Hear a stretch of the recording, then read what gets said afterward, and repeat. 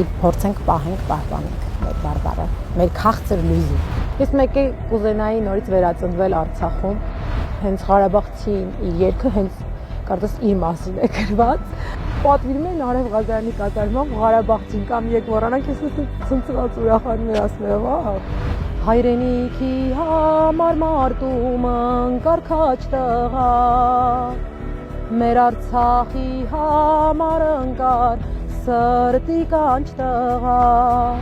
Հուսահատությունը սովորական մեղք չէ, մահացու մեղքերից մեկն է։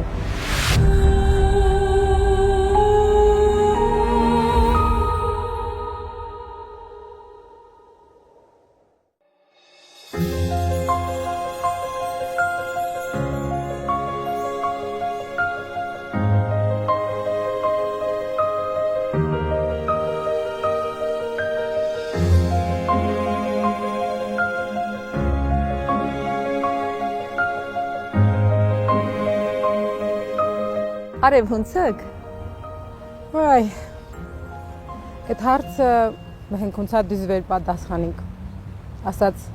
Գուրգեն Գաբրելյան այսքան դեր դնցավ իմ աչին հունց պիտի ինինք։ Բայց ես ըստում պարկ տա լավ ապրում, այսինք լավ վեր լավ ինինք։ Դուզա շուտանցըք տեղափոխվալ Արցախից Երևան, մեր բարբառը մոռացալ չիք։ Դե, ոնց տեսնում ես։ Չէ, իհարկե, խոսում ենք ամեն օր, հիմա առավել ևս, պիտի փորձենք պահենք, պահպանենք մեր բարբառը, մեր քաղցր լույզը։ Տանը խոսում եք մեր բարբառը։ Անպայման։ Երեխաները շատ լավ։ Երեխաներս լավ հասկանում են, բայց այդքան լավ չեն խոսում, դա իմ բաց թողումս է, բայց հիմա արդեն փորձում են, էլի։ Լավ, գրական հայերենին հնցնենք, վեր շատերին հասկանալի ինենք։ Կընտրեմ։ Արև Ղազարյանին արցախցիներից շատերը ճանաչեցին բռնի տեղահանումից հետո,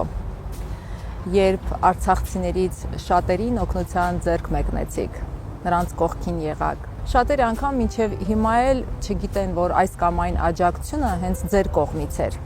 Այլ կերպ չէր էլ կարող լինել։ Գանե ջան, ոչ միայն ես այդ դաժան օրերին իմ բոլոր ընկերները մի մարդու պես կանգնած էին արցախցիների կողքին, իդեպ ասեմ մեծ մասը ծնունդով ոչ Արցախից ու այնքան հուզիչ էր ինձ համար, բոլորը զանգում էին, առաջարկում էին իրենց օգնությունը, ով ինչով կկարողանար, մեկը բնակարանի խնդիր, ասում էր եթե լինի, մյուսը աշխատանքեր էր առաջարկում, հագուստով, մի խոսքով,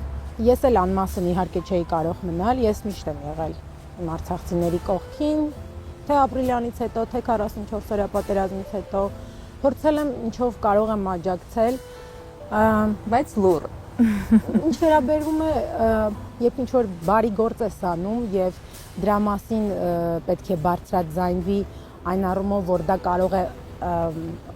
լավ օրինակ ծառայել և վարակիչ լինել, ես դեմ չեմ, բայց հիմնականում, այո, աշխատում եմ անել դա լուր, սիրում եմ անել դա լուր, ինչպես ասում են, քանզի քո ձախ ձեռքը չպիտի իմանա, թե ինչ անում քո աջ ձեռքը։ Ծնվել եք Արցախում, հետո տեղափոխվել Երևան չկտրվելով Ստեփանակերտից, կոլխոզաշենից։ Ասում են ամենաքաղցր հուշերը մանկության հուշերն են։ Եվ բոլորս էլ այնտեղից ենք գալիս։ Չնայած որ իմ մանկության շրջանում պատերազմ էր, բայց միևնույն է իմ լավագույն հուշերը կապված են Ստեփանակերտի հետ, իմ ծննդավայրի հետ, չգիտեմ, դպրոց, թեև մինչև 3-րդ դասարան,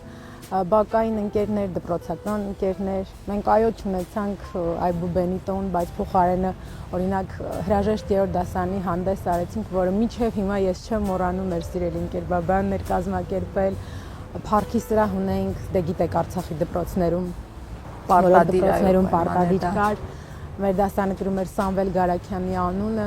այդպես պապիկն էլ պիտի գար, երեխաները ուրախացել էին, Հրաչյա Բեգլարը նկարել էր մեր հանդեսին, դե ինձ համար կրկնակի ուրախություն էր, այո, նաև կոլխոզաշենում ամառանոց ուներ պապիկը, հաճախակի էր այնտեղ տանում և շատ սիրում էր, որ տոնի վերածեր համագյուղացիների օրը, ու այդպես էլ կար մեր դարպասները հենց բացում էին, երաժշտությունը միացնում էինք, գյուղացիները արդեն գիտեին, որ եկել ենք, ու ասում էր արևիկ երեխաների համար հանդես կազմակերպի, ես էլ ոգևորված կոնֆետներով, նվերներով գնում էի ծափ, ծիծաղ, պար, շատ կոլորիտային էր այդ գյուղի կոլորիտը, նրա հացի բույրը, առավոտյան, դրանք բաներ են, որ մանկությունից այդպես հավերժ մնում են քեզ հետ կրում ես, էլի։ Սա ամենատաքուկ պահերն են, չէ՞, ձեր մանկությունից։ Այո, պատմություն հիշեցի, ուրեմն մանկապարտեզ էի գնում, պիտի լինեի ձյունանուշ։ Մամաս իհարկե դեմ էր, որովհետև պիտի կեղծամ կրեի, որը ոսկե գույն էր։ Ասում էր, խնդրում եմ, էլի ընկեր Ղազարանին, մեր ուսուցիչ չէ։ Ինքը մի քիչ թուխ մաշկ ունի, ավելի էսպես սպիտակ մաշկ ունեցող երեխա է, ասում էր, չէ, միայնիկը կարող է այդ բառերը արտասանը բացառվում է եւ այլն։ Բայց դրա մասին չէ, որ ուզում եմ ասել, նախորդին թեժ ռմբակոծում էին Ստեփանակերտը եւ ոնց որ քնելուց առաջ մաման հարցում էր Եշի վախ մճուկ չէր, եշի վախի վեճ, չվախենակ բան, ու ես այսպես պատասխանում եմ, մամ վախ մճում է, պրոստը վեր մռնիմ, էք ուսու վասադիկումը սնիգուրիչկա ինդելով, այսինքն, որ ինձ հետ մի բա պատասխանատվության ավելի շատ զգացում էր, որ… Հա, միջավորս էլ երևի թե ինձ մոտ դա կա այդ պատասխանատվության զգացումը, չգիտեմ, շատ լավ հուշեր ամեն դեպքում։ Արև ջան, իսկ ինչ կար Արցախում, որ մինչև հիմա չեք գտնում Երևանում։ Գայանե ջան, ես Երևանը նույնպես շատ սիրում եմ, պաշտում եմ, կարելի է ասել։ Երևանում անցկացրել եմ իմ կյանքի լավագույն օրերը։ Երբ տեղափոխվեցինք, այստեղ շարունակեցի դպրոցս, համալսարանական հրաշալի կյանք, այստեղ հանդիպել եմ իմ կյանքի սիրուն, Երևանում են ծնվել իմ աղջիկները, մեր հայրենիքն է բոլորիս Հայաստանը, բայց Արցախում, չգիտեմ, բառերով չեմ կարողանա երևի նկարագրել, բայց որ հենց մտնում եմ քաղաք, իսկ քաղաքը ինձ համար սկսում էր Բրատսկի Մագիլան վեր տեսնում, արդեն գիտում վեր տանում, ու ուրիշ ձև եմ այնտեղ զգում, ամուր եմ զգում ինձ հողում, հողի վրա կանգնած, թոքերս ուրիշ ձև են շնչում, օդը, բառերով չգիտեմ ոնց նկարագրեմ, երևի այդ դա սա է այդ տարբերությունը։ Հա, եթե մեկ անգամ եւս ունենանք հնարավորություն վերածնվելու, անկախ ամեն ինչից, որ այդքան դաժան պատերազմներով անցանք, այդքան ծանր տարիներ, ես մեկ է կուզենայի նորից վերածնվել Արցախում, կանչեմ արդիկ ասում են, այ մի հատ ապահով երկրում մարդ չլիներ, որտեղ տասնամյակներով պատերազմներ չեն եղել,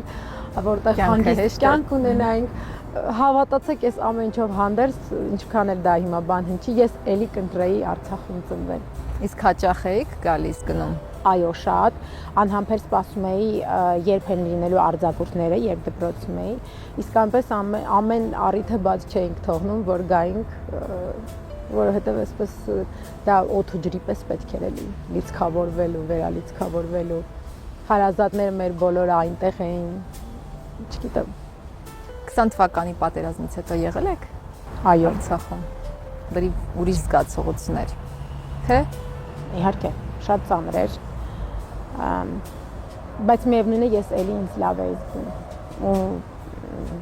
դեռ հույս ունեինք, որ այդ մի կտոր հողնել պահելու ենք, հետո էլի հետ ենք վերադարձնելու, ես հիմա էլի միջալով չեմ հուսահատվել։ Արցախ ասելիս առաջինը ում կամ ինչ եք պատկերում։ Ում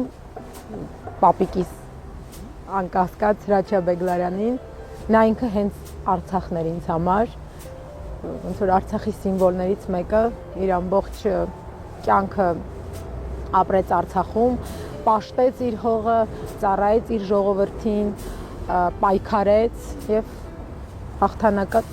այդպես հեռացավ։ Ինձ համար Արցախը ինքն է։ Իսկ ինչ եմ պատկերում, եթե մի քիչ հումորայի, օդը թոթը դվենքի կոթը։ Այդպես։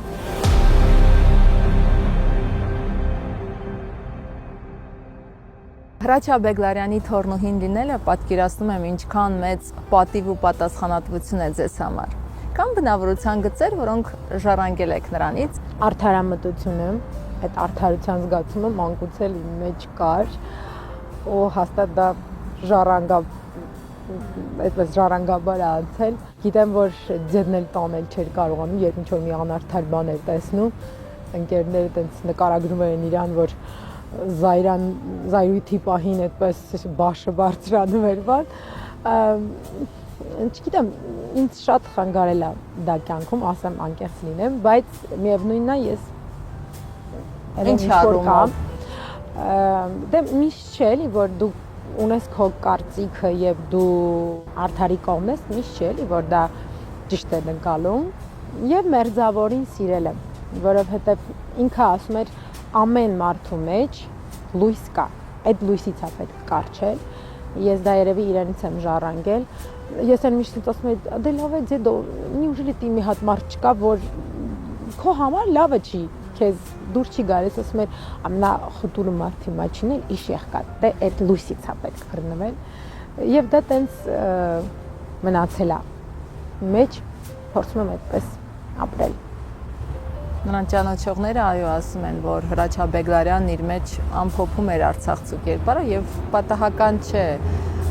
Ղարաբաղցի երգը։ Իսկ պապիկի հետ զրույցներից, խրատներից, որոնք են որ տպավորվել են եւ մինչ օրս առաջնորդվում եք դրանով։ Ղարաբաղցին երգը ճիշտ է ինքը նվիրել է Բագրատ Ուլուբաբյանին, բայց դե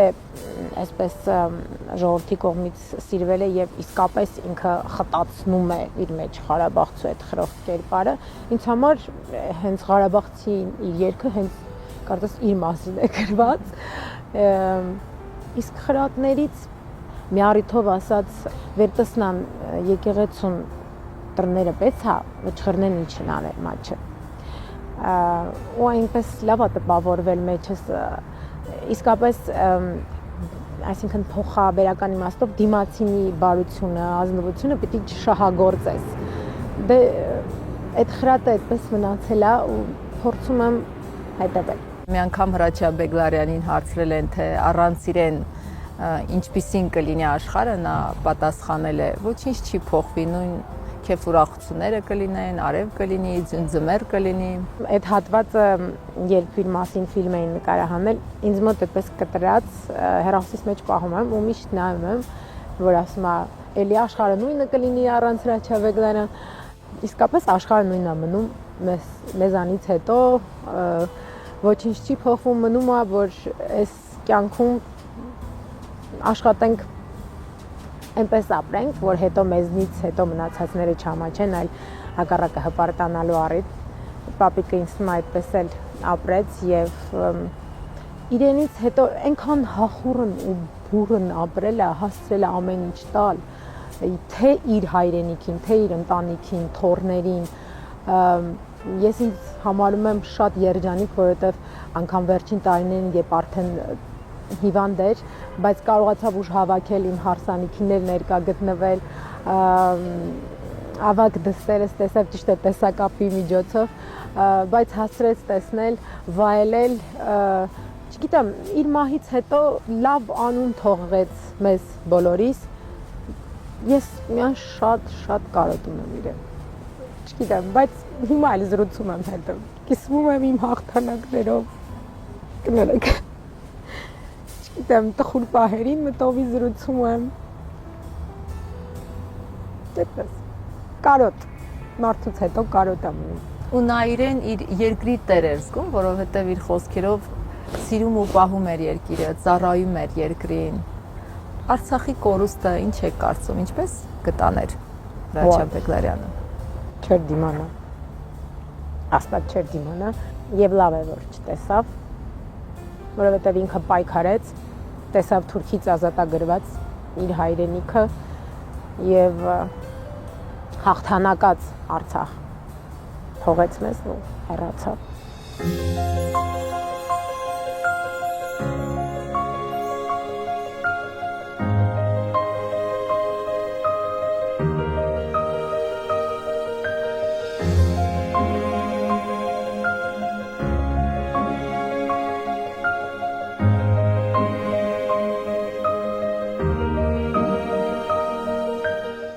Արև ջան, գիտեմ, որ երգում եք ու լավ եք երգում։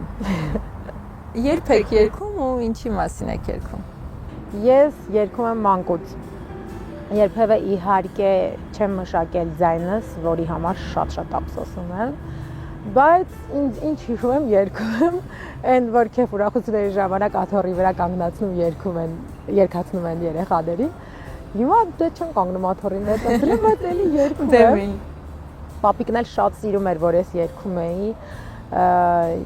Միշտ ասում էր երգի, դե ինքը շատ հաճույք էր ստանում։ Ես անգամ իր համար արել եմ փոքրիկ ձայնասկավառակ սիրողական մեր տաղանդավոր երաժիշտ Արա Գևորգյանի հետ եւ Ղարաբաղցին ենք ձայնագրվել հենց երգը իմ կատարմամբ եւ իր մեկ այլ բանաստեղծություն «Եկ մոռանանքը» էլի Արա Գևորգյանի երաժշտությամբ եւ մի քանի աշուղական երգեր Սայատնովա ես նվիրեցի ուրախությանը չափ ու սահման չկար իսկ ես ուրախանում եմ երբ որ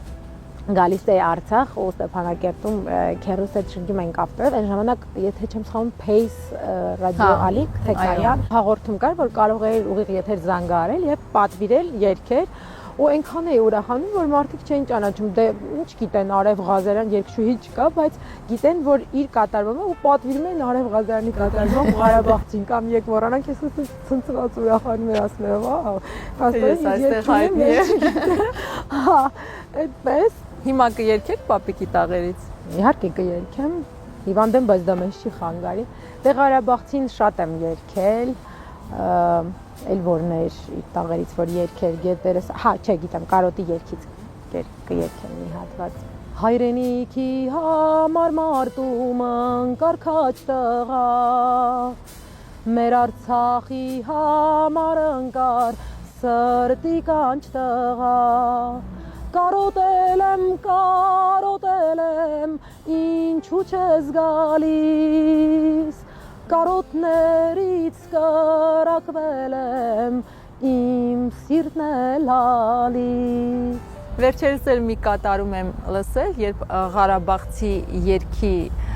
ռիթմը երաժիշտները փոխել են ու շատ տխուր էր հնչում։ Լսել եք կամ ինչպես եք, կողմ եք նման ձևափոխություններին։ Որպես տարբերակ իրավունք ունի իհարկե գոյություն ունենալ, բայց պիտի անկեղծ լինեմ, ես ընդունում եմ իր ուրախ նոտաներով Հեքիմյանի երաժշտությամբ, որովհետև այդ կերպարը արցախցու ուժեղ, չգիտեմ, այդ բառերը, որ պապիկը գրել է, ես չեմ տեսնում տխուր, եւ հետո այդ երաժշտությունը, երբ որ հնչում է, դու ակամայից sense թրթռում է, չէ՞, սիրտը, տեսակ ուզում ես վեր կենալ, բարել։ Չգիտեմ, ես նախընտրում եմ Հեքիմյանի տարբերակը։ Մեր զրույցը սկսել ենք բարի գործի մասին խոսելով, դրանով էլ ավարտենք։ Շատ քչերը գիտեն, որ առաջնորդվում եք Աստվածաշնչյան տասանորդի սկզբունքով։ Անպատճառ Տուրքո սերմի տված ամբողջ 10-րդ մասը։ Երբ մոտեցաք Աստծուն։ Դեռ մանկուց ինձ եւ ծնողներս եւ պապիկ տատիկներս հատկապես հրաչ պապը մեզ միշտ էլ դաստիարակել մեծացրել են Աստվածապաշտ եւ Աստվածավախ պապիկի հետ մենք այցելում էինք Արցախում բոլոր սրբավայրերը իդեպ ոտքով մեզ բարձրացնում էր Շուշի Ղազանչեցոց կանաչ շամ Կողոզաշենում կար Ռսկահան լեռ որտեղ սրբատեղի կար ոտքով փոքր երեխա ենք, մեզ բարձրացրեց այդտեղ, աղոթք հղեցինք առ Աստված։ Հետագայում էլ երբ տեղափոխվեցի Երևան, այդ ավանդույթը հայրս էր շարունակում։ Ամեն շաբաթ կիրակի մենք գնում էինք Հայաստանի եկեղեցական համալիրները տեսնելու, մոմ վառելու։ Աստծուն ավելի մոտեցա գիտակից տարիքում եւ փորձության ժամին։ Նարեկի միջոցով ծանոթացա Նարեկագետ Արմեն Ներսյանի հետ ինքը ինձ սովորեցրեց Նարեկը գրասեղանին միայն չպահել կամ կարդալ չհասկանալով, բառից բուն իմաստով բարձից տակից հանել եւ հասկանալ ամեն գլուխը, որ աղոթքը, որ հիվանդության դեմ սովորեցի ներել, սովորեցրեց տեսնել սեփական մեծամտությունը, գոռոզությունը, երևի կնայի այս հաղորդումը, ուրեմն երբ ավարտում ենք 5-րդ, 6-րդ հանդիպումից հետո ասաց, փաստորեն բարձրացա դու Ղարաբաղցի ես, ասում եմ, հա, ինչու, ասում եմ, դե գիտես ինչ թաքցնեմ, այդպիսի փորձառություն ունեցել եմ իրենց հետ աշխատելու, բայց մի տեսակ ասում եմ իրանց այդ կողը դժվար է էլի կոտրվում, ասում այդ հպարտությունը, բան, իսկ դա մենք գիտենք, որ ամեն դեպքում մարդ պիտի կարողանա սովորել հաղթահարել իր մեջ։ Չգիտեմ, շատ շնորհակալ եմ իրեն եւ հիմա էլ շարունակում եմ հոգեվոր գիտելիքներս խորացնել, հարստացնել ու նաև տարածել, թե գիտեք, պարտադրովի դա չի կարող լինել, բայց մենք ամեն մեկս պիտի կարողանանք, ինչքան կարող ենք դա լավ առումով վարակել եւ մարդկանց բոլորին փորձել վերել ճիշտ չի ձևակերպել վերել առաստով, ամեն մարդ ցավոք սրտի տարապանքի ժամին կամ ինչ-որ հիվանդությունից ելնելով, չէ, այդպես է Աստծուն մի տեսակ որ նեղն ենք ընկնում, այդ պահին ենք հիշում, բայց ես սովորեցի նաև լինել շատ գոհ ու շնորհակալ, որը շատ կարևոր է, որովհետև փոքրիկ բաների համար, անգամ որ այսօր լույսը բացվեց, արևը արդեն կա, մենք ժպտում ենք, դրա համար մենք պետք է լինենք գոհ եւ շնորհակալ։ Եվ այսպիսի փոքրիկ բաներով ուրախանալով արդեն ձգտել ավելի մեծ բաների։ Իսկ ինչպես հեքիաթների վերջում է միշտ բարին հաղթում, իրական կյանքում էլ է այդպես։ Անկասկած, որովհետև եթե քրիստոնյա ենք, մկրտվելիս ինչ ենք ասում, հույս, հավատ, սեր միմյանց հանդեպ, հավատքով լցվենք առ Աստված, եւ ես երբեք չեմ հուսահատվում, ես սովորեցի ամենաանելանելի իրավիճակներում էլ ինձ միշտ ասում էր Անվեն Ներսիսյանը, հուսահատությունը սովորական մեղք չէ, մահացու մեղքերից մեկն է։ Ես դա ոչ միայն ցենց բառերով ասում եմ, այլև ապրում եմ ու հասկանում եմ հիմա եւ երբեք այլևս թույլ չեմ տալիս այդ եզրին հասնել, էլի հուսահատության։ Եվ կարծում եմ, որ մենք բոլորս պիտի այդպես մտածելով վերադարձ լինելու եմ եւ մենք վերադառնալու ենք մեր դրախտավայր Արցախ։